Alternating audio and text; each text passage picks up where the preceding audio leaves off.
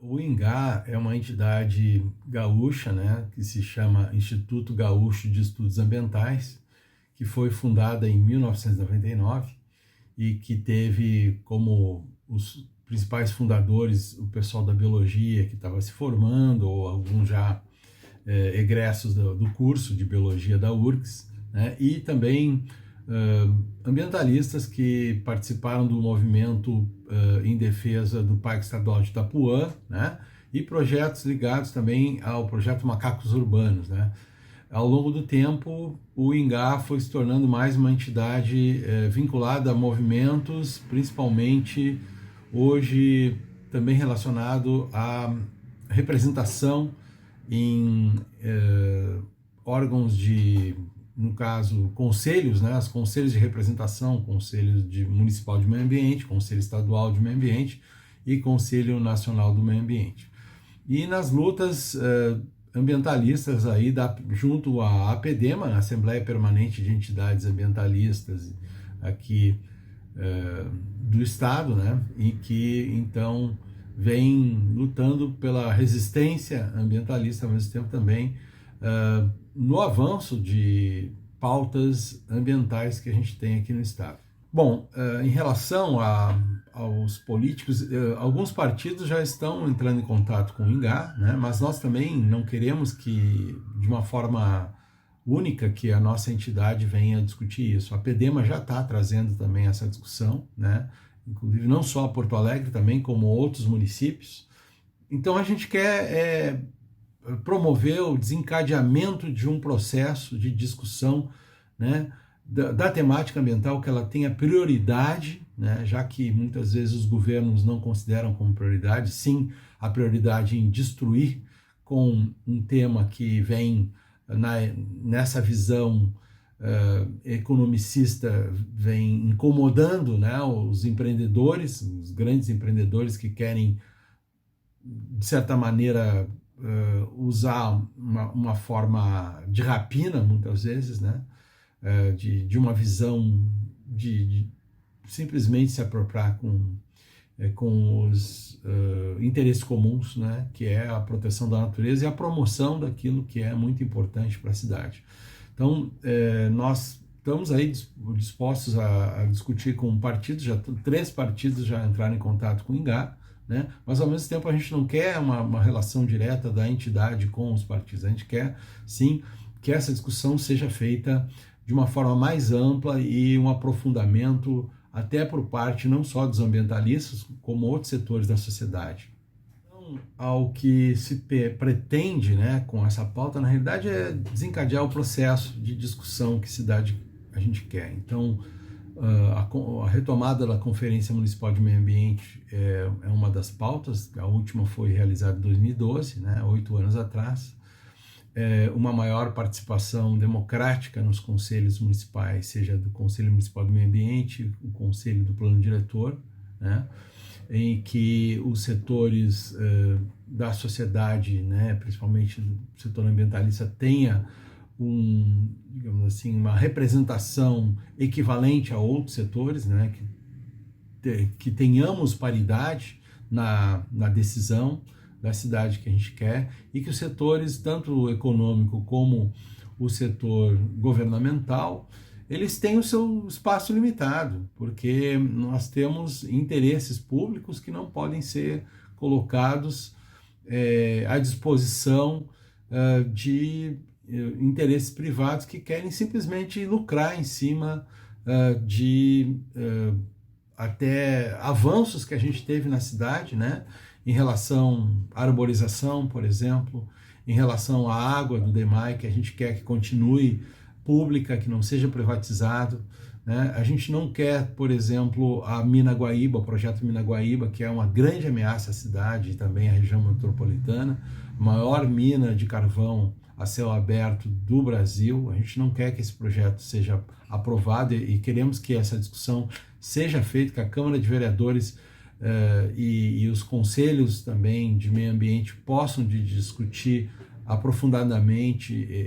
esse projeto, que para nós é um retrocesso imenso do ponto de vista de qualidade do ar, qualidade da água e também mudanças climáticas, já que o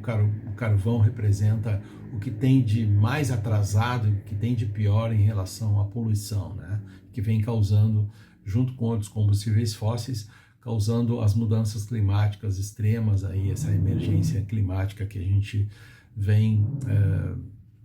verificando que é um dos principais problemas ambientais, né, atualmente. Então, a pauta é longa, a gente quer que essa discussão se dê e que também possamos discutir os grandes empreendimentos na cidade, né? Por meio dos conselhos de meio ambiente, a Câmara Técnica de Biodiversidade e Paisagem Urbana do Coman, ela vinha discutindo isso pelo menos até 2016.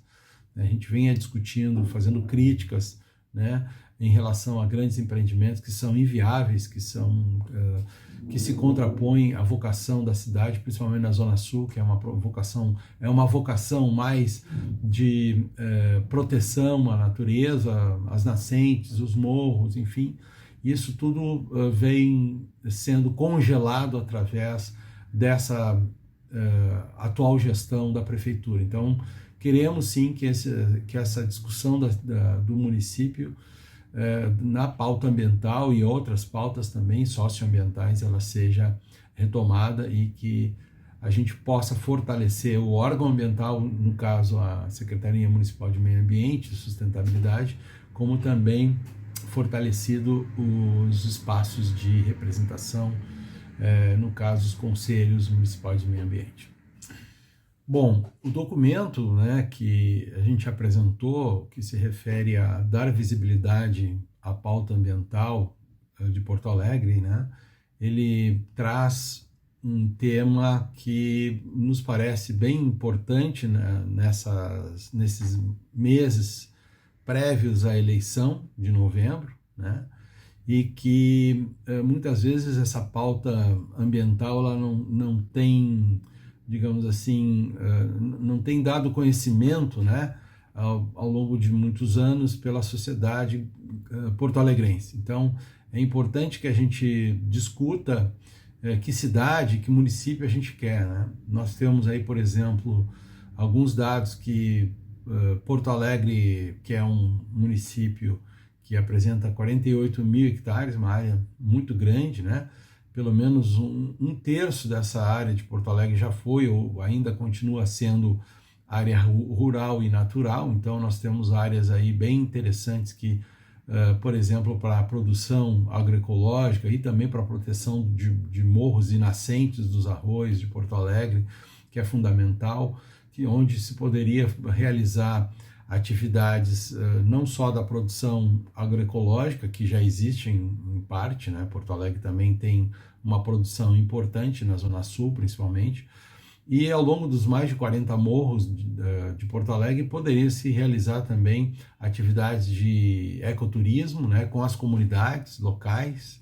e a gente voltar a ter um contato mais próximo com a natureza. Então, a gente se afasta, a sociedade porto-alegrense ela vem se afastando desses atributos, né? Nós temos uma orla do Guaíba também com mais de 40 quilômetros, e também temos aqui o Delta do Jacuí, também uma série de atributos naturais que poderiam ser muito mais promovidos e ao mesmo tempo também protegidos, né? Só que o que a gente vê atualmente é uma política de